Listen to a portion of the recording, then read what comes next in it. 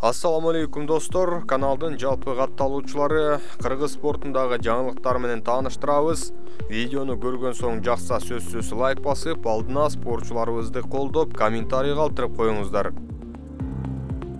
Кыргызстандын футбол боюнча курама командасынын машыктыруучулук тобу Кытай Тайпей менен боло турчу оюнга карата кеңейтилген курамды тааныштырды.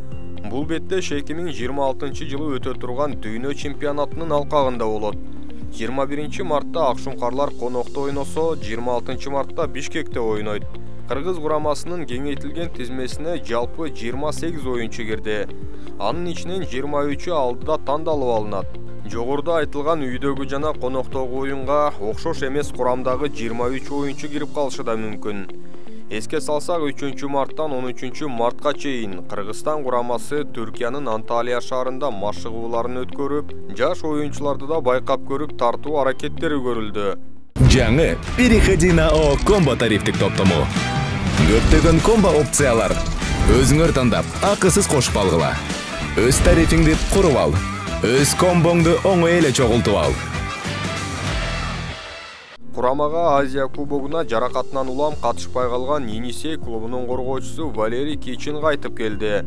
Кичиндин келиши арткы сызыкты бир топ бекемдей турганы талашсыз.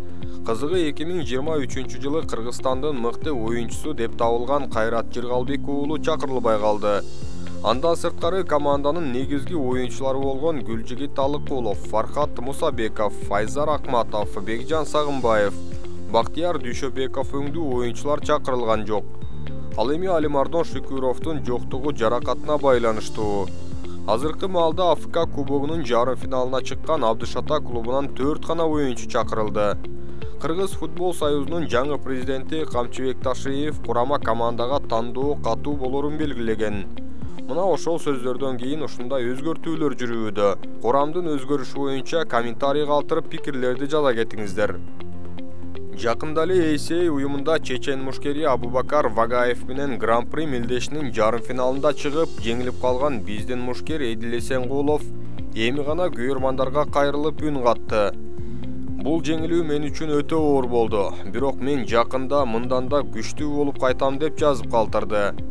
Бул беттешти көргөндөрдүн көбү социалдык тармактарда Эдилге карата сын сөздөрүн жазып, нааразычылыктарын айтышууда. Бирок ошол эле учурда мушкерди колдоп, бардыгы алдыда деп сүрөгөндөр да бар. Бирок менимче октагонго кирип, өтө тажрыйбалуу мушкер менен чыгып, жеңилип калуу уят эмес. Ооба, Эдил өзүнө ишенип, кыргыз элине жеңиш алып келерин айтып жаткан. Бирок дайыма эле беттештер спортчу каалагандай жүрө бербейт. Аны дагы түшүнүп колдошубуз керек. Эми бул беттеште Эдил эмне үчүн жеңилди деген суроонун тегерегинде ой жүгүртүп көрсөк. Эдил кармаштын алдындагы пресс-конференцияда Вагаев менен деле буга чейинки атаандаштары менен күрөшкөндөй көбүнчө күрөшөм деген сөзүн айткан. Албетте Эдилдин күрөшү, тейкдаундары канчалык деңгээлде экенин өзү эле эмес, биз да нече рет көрүп, жеңишине кубанып келгенбиз. Бирок ошол эле учурда Вагаевдин күрөшү да мыкты экенин эске алганбыз. Тилекке каршы 9 март күнү Эдилдин күрөшү өткөн жок. Вагаев түздөн-түз Эдил менен күрөшүүдөн корккону менен тейкдаундардан коргонуусу мыкты экенин көрсөтүп койду. Беттеш болордун алдында Эйнштейн каймана аты бар Альберт Туменов бул эки спортчунун тең күрөшү мыкты экенин айтып, эки борец чыккан учурларда көбүнчө кимисинин кол соккулары мыкты болсо, ошол жеңип кетерин айткан. Чынында эле бул беттеш Альберт айткандай жүрүп, Эдилдин апперкотторунан башка соккулары Вагаевке жетпей жатты. Акыркы Таиландда өткөргөн спорттук машыгуусунда кол соккуларын мыкты коюп жетишпегенин Эдил өзү да айтып өтпөдү беле. Менимче көпчүлүктү таң калтырганы Эдилдин ээлигинин бекемдиги болду окшойт. Атаандаштын канча деген соккусун өткөрүп алганына карабай нокаутка кулабай койду. Баатырдык мүнөзү менен аягына чейин мушташып, кайсы бир учурда жеңишти илип кетүүгө мүмкүнчүлүк жаралып калар деген үмүттө мушташканы көрүндү. Бирок Вагаев Чеченстандын башчысы Рамзан Кадыровдун жакыны болгондон кийин анда финансылык маселелер болушу мүмкүн эмес экени айдан ачык белгилүү. Анын үстүнө ACA'де допинг текшерүүлөр болбогондуктан спортчулар аны каалашынча колдонуп чыгып, канча раунд болсо да чарчабай мушташа берерин көрүп эле келе жатабыз. Таң калыштуусу Эдил менен болгон беттеште Вагаев башында кандай баштаса, аягына чейин ошондой темпте мушташып салды.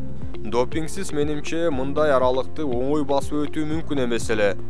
5 раундтук беттештерде жада калса UFC'деги мушкерлер кандай чарчап каларын көрүп жүрөбүз. Ал эми Эдилдин функционалкасы жайлай баштаганы анын Вагаевке караганда таза мушкер экендигинен кабар бергендей болду. Күрөшү өткөн жок, көйдө туруп кол менен мушташуу жагынан деңгээли ылдыйраактай болгондой сезилди. Бирок жеңишке болгон каалоо жана дух жагынан Эдил менимче уттурган жок. Баса бул ACA'деги Гран-при мелдешинин алдында Эдилге UFC'ден сунуш түшкөнүн менеджери Марат Бекмуратов айтканы эсиңиздердеби? Балким ошол сунушка кызыгып океан артына кетип калууга мүмкүнчүлүк бар беле? Сиздердин оюңуздарча Эдилдин карьерасы эми кандай өнүгүшү мүмкүн? Өз ойлоруңуздарды жазып коюңуздар.